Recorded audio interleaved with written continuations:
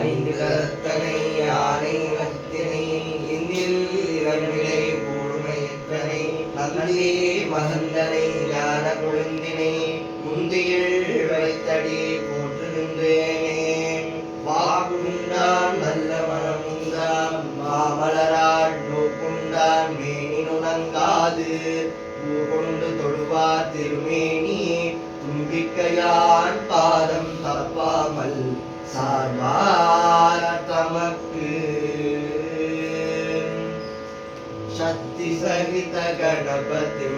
शंकरादिसेवितं शक्ति सहित गणपतिं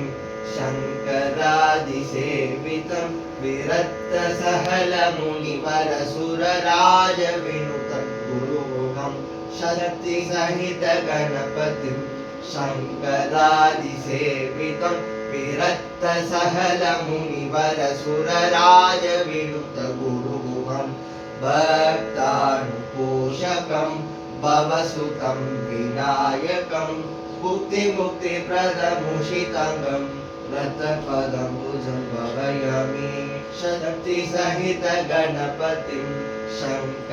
शंकरादिसेवितं विरक्त सहल मुनिवर सुरराज विनुत गुरुमुखं